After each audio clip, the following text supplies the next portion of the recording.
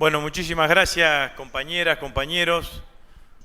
Muchísimas gracias a Edgardo que aceptó la invitación de venirse hasta aquí en Santa Fe, en este ciclo que estamos haciendo, siguiendo con estas metodologías de las plazas, digamos, ¿no? Bueno, lamentablemente por lo que explicaba Kiko, tuvimos que venirnos acá por los distintos pronósticos encontrados entre sí, pero seguimos reivindicando lo de las plazas, porque tiene que ver un poco con lo que decía Jorge recién, en no escondernos.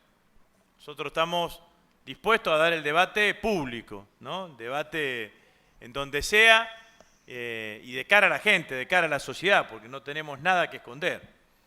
Esa es la simbología más importante de la plaza. Bueno, la semana pasada nosotros hicimos algo similar en Rosario con Sandra Russo y también por la lluvia nos tuvimos que ir a un club en un barrio, ¿no? Pero bueno, todo tiene su vuelta, ¿no? Y la que rompió el cerco mediático fue Cristina el miércoles, ¿no? Tuvieron que pasarla por cadena nacional sin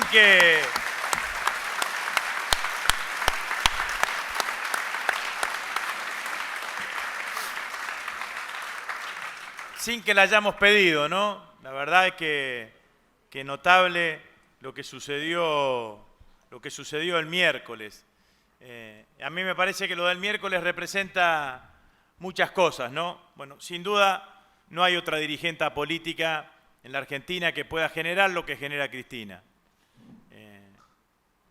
La empatía, el cariño, el afecto que tiene en amplios sectores populares, en amplios sectores de la sociedad argentina. Creo que también lo que había allí era un fuerte reconocimiento a las políticas públicas de estos últimos 12 años, que encuentran una revalorización, sobre todo comparando con las políticas públicas antipopulares que se aplicaron durante estos 4 meses. Entonces, es inevitable la comparación. Y ciertamente también había una sensación de que había una enorme injusticia allí con Cristina, ¿no? Porque si la causa es disparatada, la presencia de Cristina es un disparate dentro de un disparate mayor dentro del disparate de la causa, ¿no? La imputación de Cristina en esa causa. Hoy estábamos con Mercedes Marco del Pone en Rosario y sacaba la cuenta y decía que con las LEVAC al 35%, el Banco Central está perdiendo el doble de plata de lo que puede llegar a perder con el dólar a futuro, porque las LEVAC también podrían estar al 15% o al 12%. Es una decisión de política macroeconómica que toma y que lleva adelante el presidente del Banco Central, ¿no?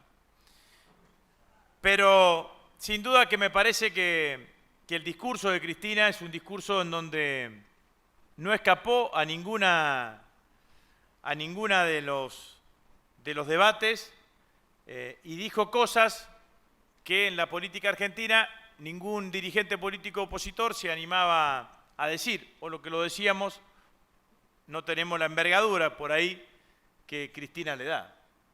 No le escapó el debate de la corrupción, que es una referencia que hacía Kiko recién. Hizo un relato histórico, porque esto hay que decirlo claramente. La corrupción, las denuncias de corrupción es una herramienta política que utiliza la derecha para tratar de deslegitimar ahora y antes en Argentina y en Latinoamérica a los líderes que encabezaron procesos de transformaciones, gobiernos nacionales y populares en cada uno de sus lugares. Cristina habló de Irigoyen. Yo recuerdo a Salaverry, ministro de Hacienda de Irigoyen, que termina suicidándose por imputaciones de corrupción nunca comprobadas después de haber dejado el gobierno. Con Perón, las denuncias de enriquecimiento ilícito, malversación de fondos, incumplimiento de deberes funcionario público, asociación ilícita, hasta estupro. ¿Se acuerdan? Lo habían denunciado a Perón en el año 55. Frondizi también, en su caída, recibió denuncias de corrupción. Entonces me parece bueno, también pasó con Cristina hizo referencia a la Conarepa después del 76.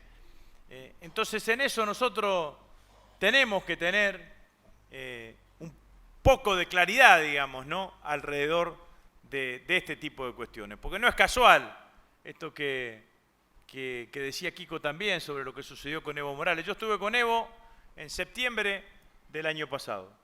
Todas las encuestas en ese momento, estuve en Bolivia, todas las encuestas en ese momento le daban 80% en la posibilidad de la reforma de la Constitución. Inventaron esto, lo del hijo que nunca tuvo, que ahora se está comprobado que nunca tuvo, pero en el medio perdió la elecciones. Entonces, la campaña, la utilización de elementos de deslegitimar a dirigentes o a líderes nacionales y populares, está claro que está presentado de esa manera y como herramienta política, independientemente que todos los que estuvimos en el gobierno, si mañana la justicia te requiere, vas y das respuesta ante la justicia. Pero una cosa es el hecho individual y otra cosa es la utilización política. Cada vez que a Cristina la citaron y fue a la justicia. Ahora, no nos vamos a privar de dar el debate político que hay que dar alrededor de este tipo de cuestiones. Porque también se les nota demasiado, muchachos. Declaró Fariña, la nombró a Cristina y el otro día estaba libre.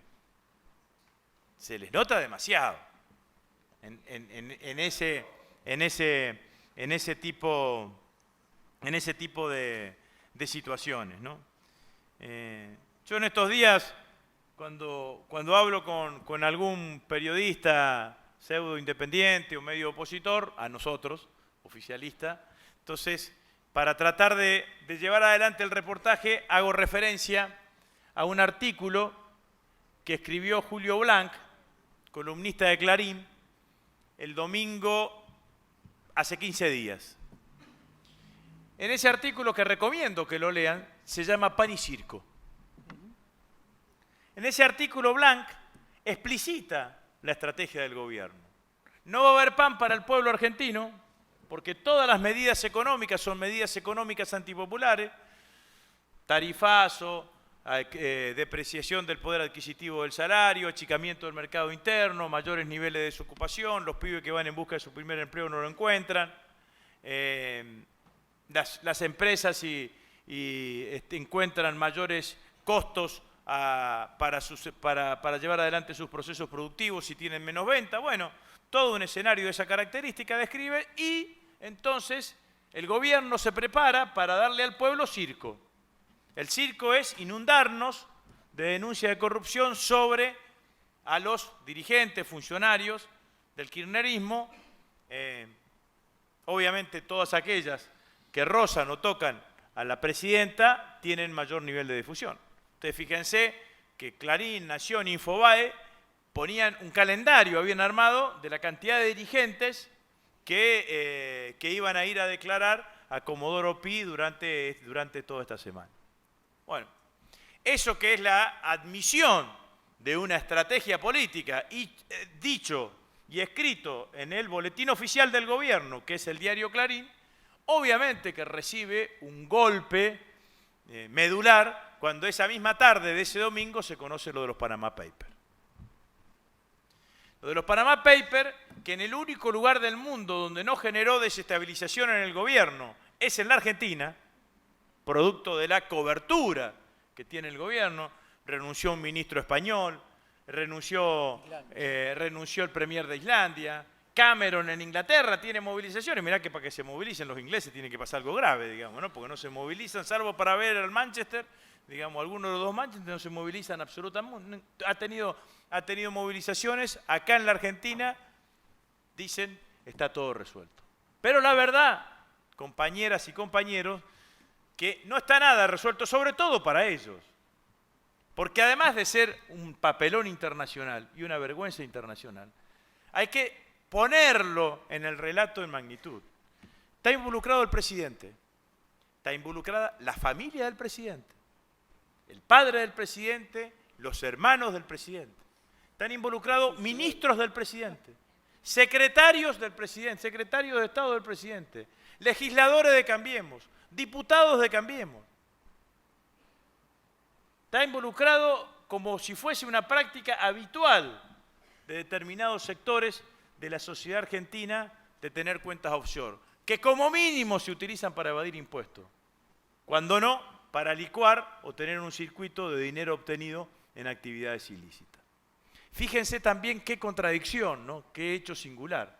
En los Panama Papers no está Chávez, no está Maduro, no está Evo, no está Correa, no está Lugo, no está Dilma, no está Lula, no está Mujica, no está Néstor, no está Cristina.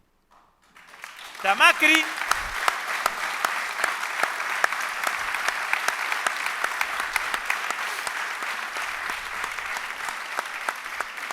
Está Macri y Vargas Llosa, que es Premio Nobel de Literatura y vocero habitual de las posiciones de la derecha latinoamericana, que además dijo que estaba bien poner las empresas en los lugares donde se pagan menos impuestos.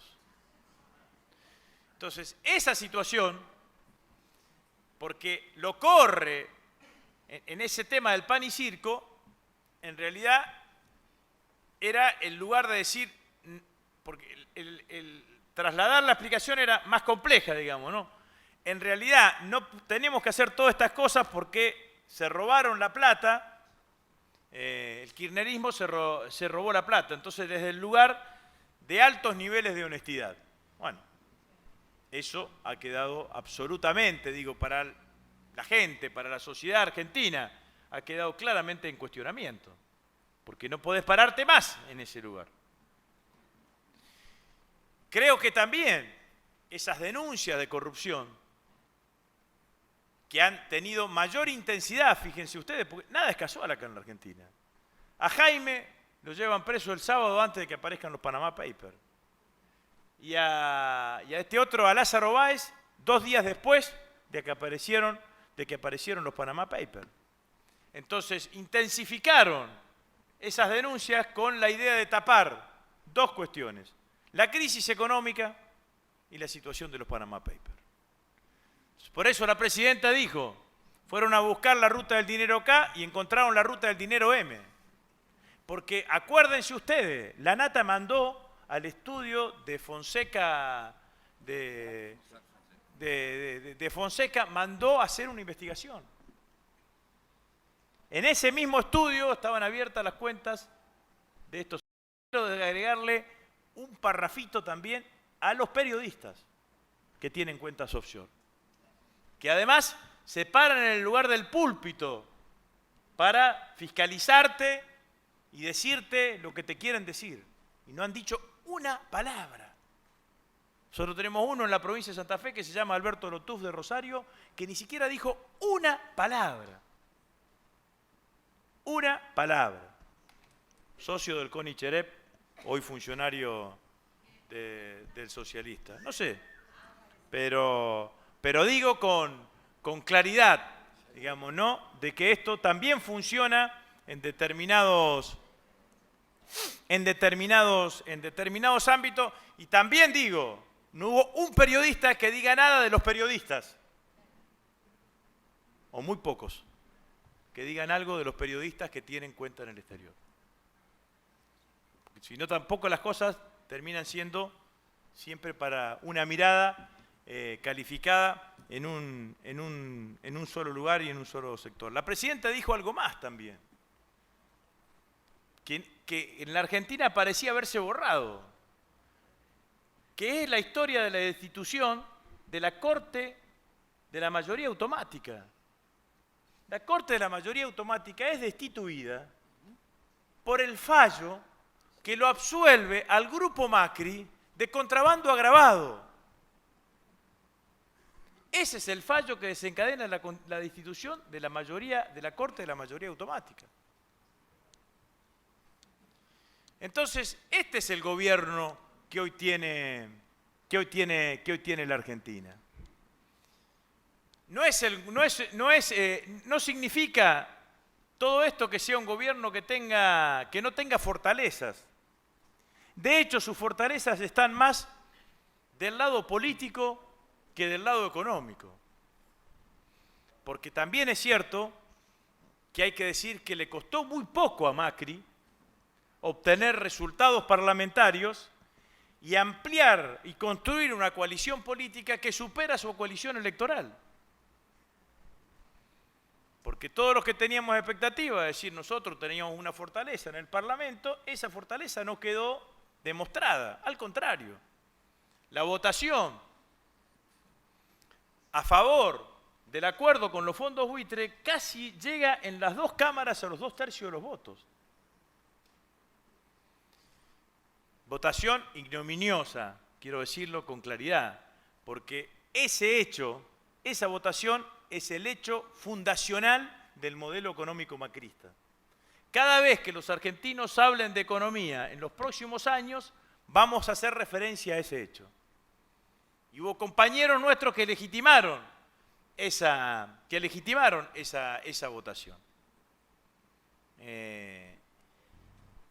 Y ese escenario se inscribe en un escenario mucho más amplio, que es, a mi criterio, lo que el gobierno intenta construir y lo que Cristina viene a desacomodar. El gobierno intenta construir una Argentina que yo le llamo la Argentina oficial. La Argentina oficial está integrada por dirigentes oficialistas y opositores responsables u opositores inteligentes. Macri tiene un proyecto hegemónico. Intenta liderar el oficialismo e intenta digitar quiénes son los opositores. Esos oficialistas y opositores responsables, en general, reciben buen tratamiento en los medios hegemónicos. El relato de esa Argentina oficial está expresada en los medios hegemónicos. Son ambos ponderados en las columnas de los domingos del diario Clarín y del diario La Nación, y terminan construyendo esa Argentina. Una Argentina en donde los feos, sucios y malos somos los kirchneristas. Nunca más exacta aquella frase de John William Cook, adecuada a esta época. John William Cook decía: el peronismo es el hecho maldito del país burgués. Bueno, el hecho maldito de la Argentina macrista es el kirchnerismo. Entonces, ese es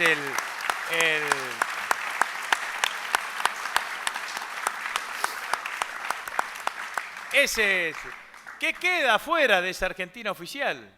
Queda una Argentina invisibilizada, o una Argentina secreta, si se quiere. Quedan afuera los despidos, quedan afuera la baja del poder adquisitivo, quedan afuera los tarifazos, porque le cambian el nombre. Queda afuera, obviamente, nuestro espacio político, queda afuera el kirchnerismo, secta en extinción. Y todo eso viene a romper la presencia de Cristina. Todo eso es lo que desbarata la presencia de Cristina. Inclusive desbarata y genera tensión hacia el interior del Partido Justicialista. Porque está claro, lo vamos a ver escrito en los análisis editoriales de mañana seguramente, que van a decir: la presencia de Cristina perjudica el buen ordenamiento del Partido Justicialista y termina beneficiando indirectamente a Mauricio Macri. Alguna cosa de esa van a tratar de escribir y de poner. Lo cierto es que la presencia de Cristina tensiona al Partido Justicialista en un lugar que hay dirigentes del Partido Justicialista que lo quieren llevar, porque los que conciben, algunos quizás bien intencionadamente, que el Partido Justicialista tiene que ser el partido de la gobernabilidad, el partido que garantiza la gobernabilidad, lo pueden llevar detrás del discurso de la gobernabilidad a ser, como fue la socialdemocracia europea, cómplice de las políticas de ajuste que plantearon los gobiernos de derecha, que fue el austericidio europeo. Por ejemplo, la socialdemocracia alemana votó el aumento de la edad jubilatoria de la reforma del sistema jubilatorio. Entonces, si el PJ se convierte en el vehículo de complicidad en el ajuste de, de la, de la socialdemocracia del gobierno macrista, eso va a generar una crisis de representación en la Argentina. Como generó en España, que apareció Podemos y Ciudadanos, que expresaron otra cosa. Entonces, esa tensión es una tensión que está dentro del Partido Justicialista. Los que conformaron esta lista de unidad en el Partido Justicialista son los que tienen esa mirada más conciliadora con el gobierno. Son a los que más lo incomoda la presencia de Cristina. ¿Por qué no fueron? ¿Por qué no estuvieron? ¿Qué tenían que hacer más importante que acompañar a alguien que fue durante 8 años tu presidenta en nombre del Partido Justicialista? ¿Dónde tenían que estar cada uno de esos dirigentes? Había un lugar más importante en términos políticos para estar. La realidad es que los desacomodó. La realidad es que la presencia de Cristina tensiona eso. Tensiona ese camino porque es alguien que con muchísima voz sale a plantear, miren, yo voy a estar en la oposición. Yo voy a tratar de construir consensos opositores detrás de este modelo. Ustedes tienen que definir dónde están. Pero iban para otro lado. ¿Por qué pasó eso en el peronismo? Porque hace un tiempo yo acuñé una frase que me la dijeron acá un compañero camarógrafo de acá de la ciudad de Santa Fe, que me dijo, hay más kirchnerismo en la gente que en los dirigentes. Entonces,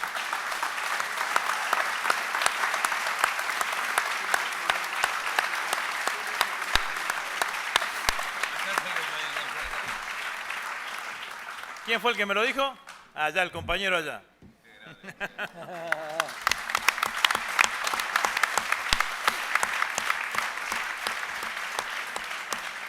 Yo la vengo repitiendo porque el otro día, te digo para tu autoestima, Toñetti me dijo, es la frase que mejor caracteriza el momento actual, así que cobra copyright.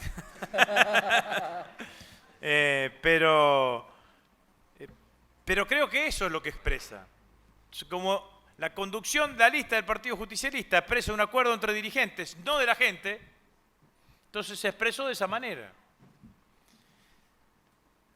Pero el peronismo, la base peronista, el pueblo peronista, estuvo en Comodoro Pi, por más que los dirigentes no estuvieron. Porque la sociedad argentina estuvo pendiente de esa presencia de Cristina, de ese discurso de Cristina. Las 300.000 almas que estaban allí tienen que ver fundamentalmente como representación de los cientos de millones, los millones de argentinos que adhieren a esta propuesta política. Entonces, Cristina salta esa discusión para adelante cuando plantea el Frente Ciudadano. Porque lo que está diciendo con el Frente Ciudadano, Cristina, está expresando, primero, varias cosas. Termina con la campaña electoral. Ya no importa si votaste a Macri o a Scioli, porque la verdad es que el día que te despidan, nadie te va a preguntar si te votaste a Macri o a Scioli. Tampoco nosotros le vamos a preguntar a nadie para defender ese derecho al trabajo si votó a Macri y a Scioli. Entonces, esa frase de Cristina, no se peleen más con su vecino, con su pariente, me parece que es una frase que tiene que ver con lo que viene, tiene que ver con el futuro de la Argentina. Y plantea también a la fuerza política que ella lidera en el lugar correcto, porque no es momento, estando en la oposición, de intentar construir hegemonismos. Uno construye hegemonismo cuando es oficialista, porque necesita, en el ejercicio de la conducción, necesita la construcción de esos hegemonismos.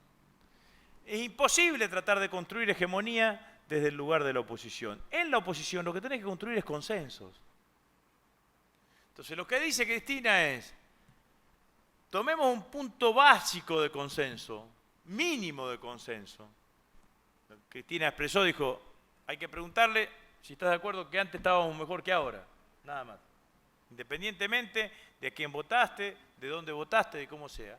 Y a partir de eso, construir una masa crítica que sea capaz de interpelar al gobierno, de interpelar a los diputados y a los senadores, para tratar de aminorar, atenuar o modificar las políticas que se están implementando, que tienen destinatarios que después tienen nombre y apellido.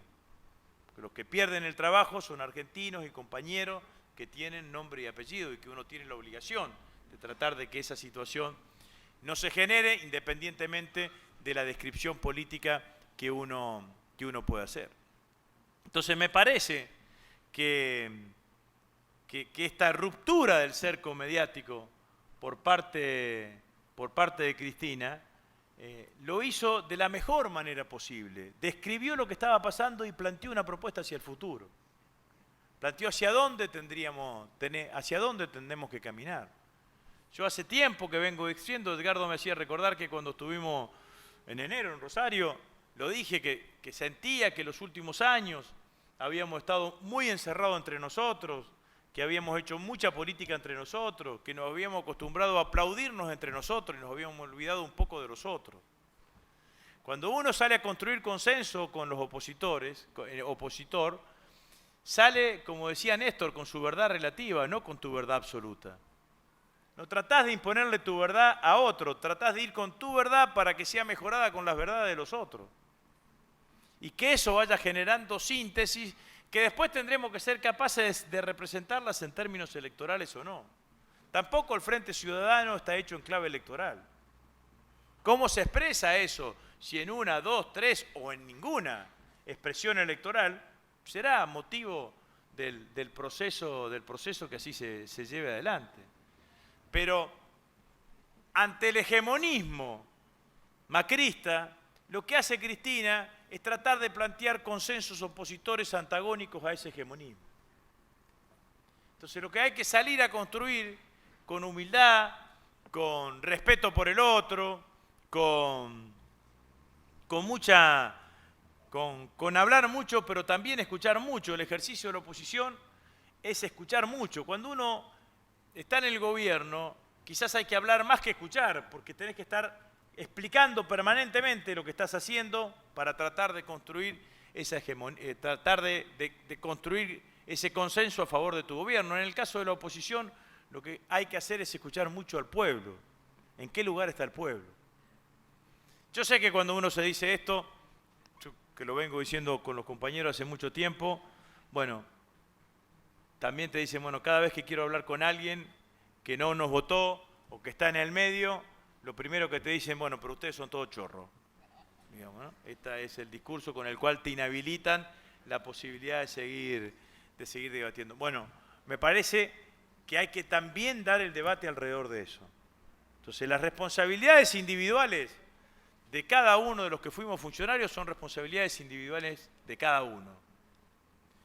Que hay una campaña de la derecha de intento de desprestigiar y deslegitimar a nuestro espacio político, a nuestro gobierno y a la presidenta de la Nación, también es absolutamente cierto.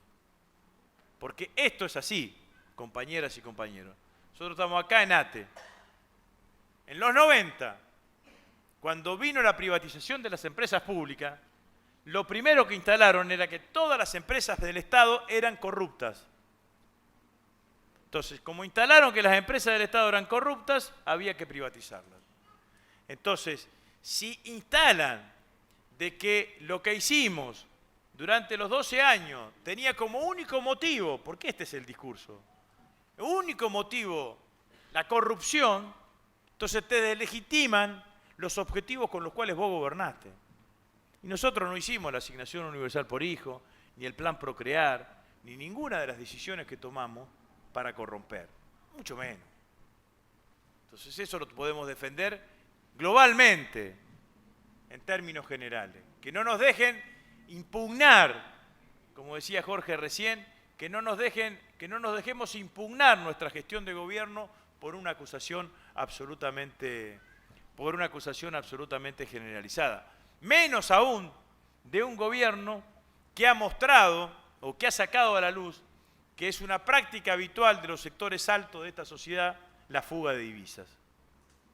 La fuga de divisas, la fuga de dinero, la evasión impositiva y todas las prácticas conexas que hay alrededor de ese tipo de cuestiones, digamos, ¿no? Así que, compañeras y compañeros, un periodista me preguntaba qué cambia con Cristina. Bueno, la verdad es que con Cristina en la cancha empieza otro partido. Muchas gracias.